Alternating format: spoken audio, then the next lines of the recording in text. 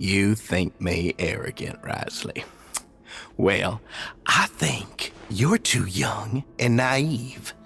You understand nothing of this world. Nobody actually sees this fortress as any kind of just a wonderful place. See it for what it is. A dumping ground of pain and misery, irredeemable now and irredeemable forever! No prisoner will listen to you out of gratitude of their hearts. The whip is the only way to make them obey. Had you been just one step slower, I would have already taken control of all the garden mechs in this place. Your vision gives you strength. But how long will it hold against these powerful constructs? You talk big, but in the end, you know nothing outside of power and control. In that case, let me give you a small taste of what real power looks like. Let's begin.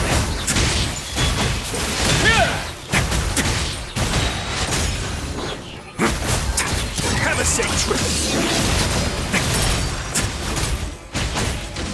Wind, hear me!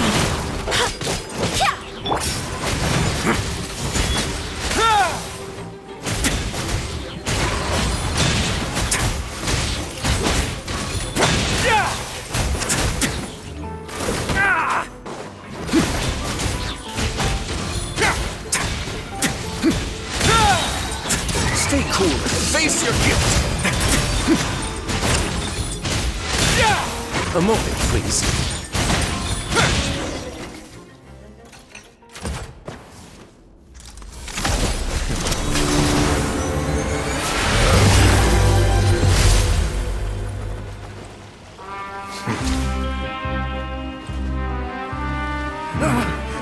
If you think fear can control everything, well then, terrify me.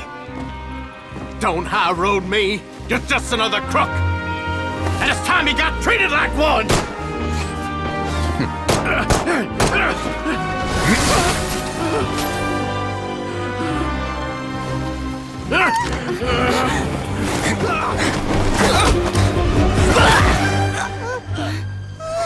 What's the matter?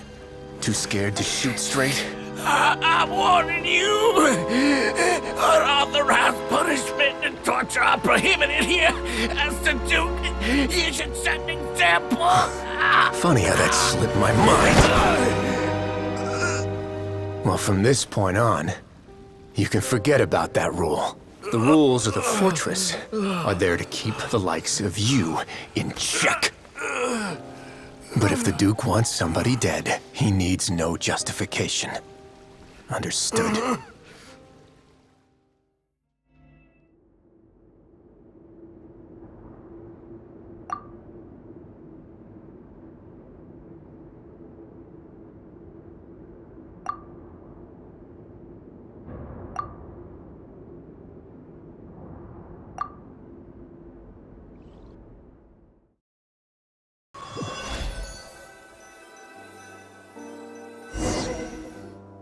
Sorry for taking so long.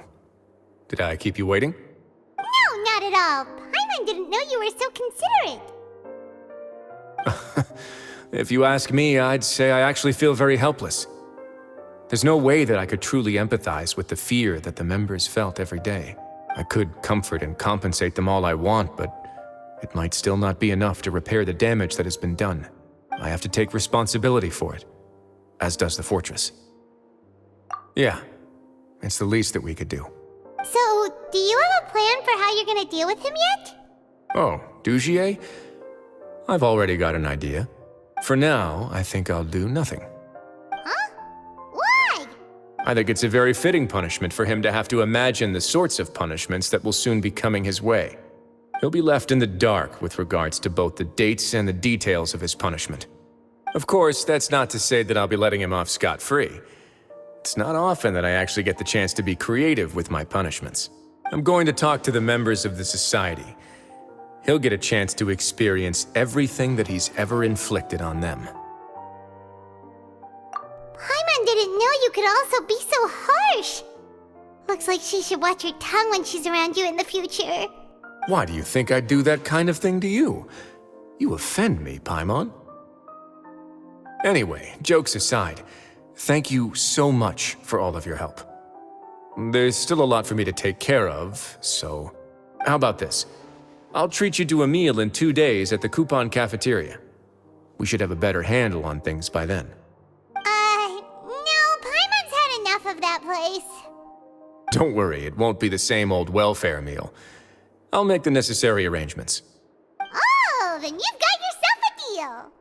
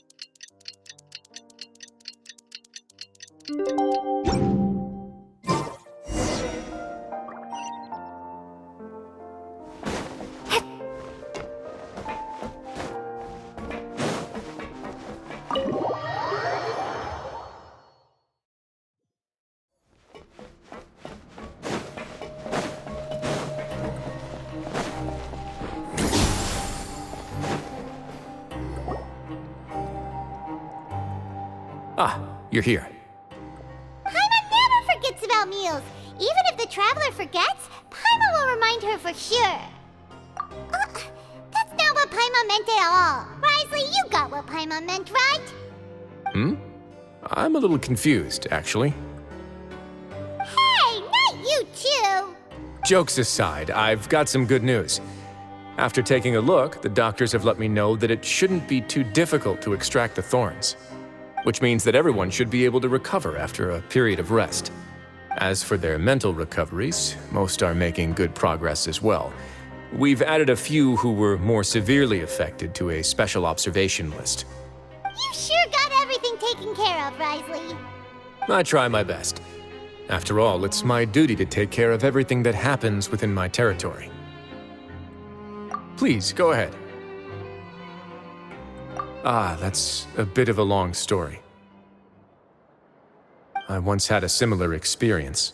It had to do with the host family I lived with as a child. I was an orphan, adopted by a couple with a great deal of love in their hearts. I had many siblings, and we all adored each other.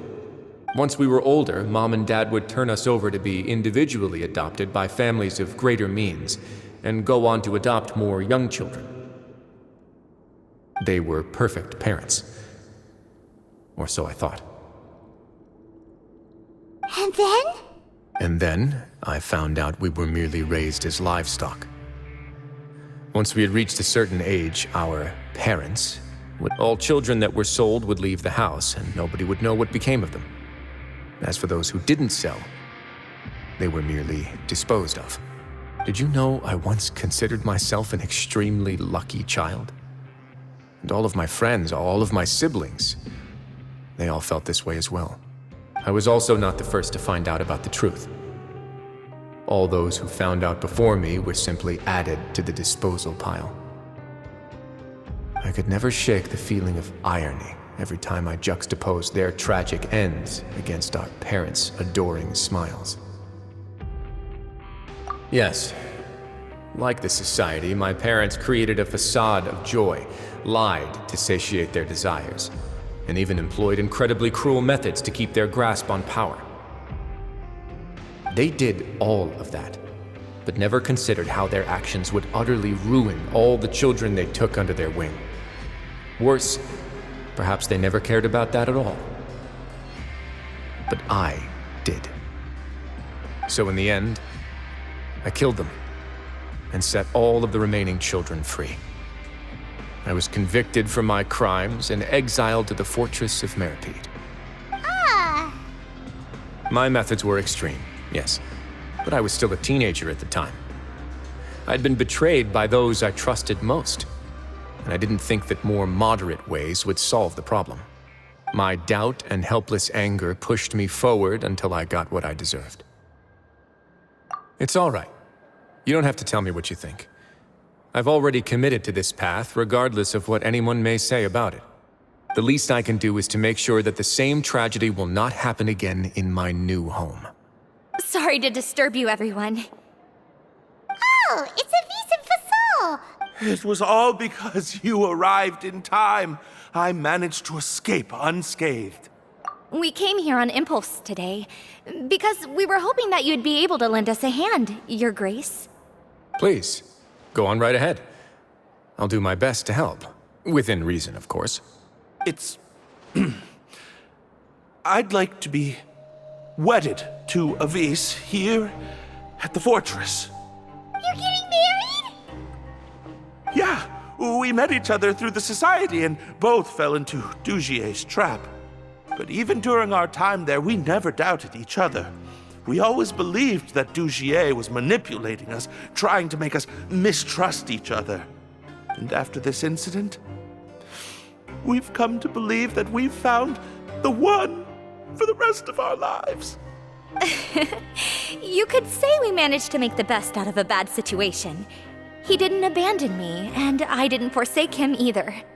But we're still both prisoners, and we also aren't sure if the fortress is the best place to host something so celebratory. So we are just wondering, is our request a bit too out of line? You're right in that the fortress has never hosted a wedding before. But that's no reason to say no, is it? I'll help you make the arrangements. If you need anything special shipped in from the surface, just say the word. We can't thank you enough, Your Grace. We are actually also planning to stay here after the conclusion of our sentences. Yeah, we've already made tons of special memories here. So now it'd be too hard to leave. And we have full confidence in the fortress's future with you at the helm, Your Grace. Your trust is the highest form of praise. Hey, loosen up a bit! Shouldn't you be the happiest man in Teyvat to hear that people would like to stay of their own free will? Yeah. I'll always take a genuine expression of faith over any obligation to obey.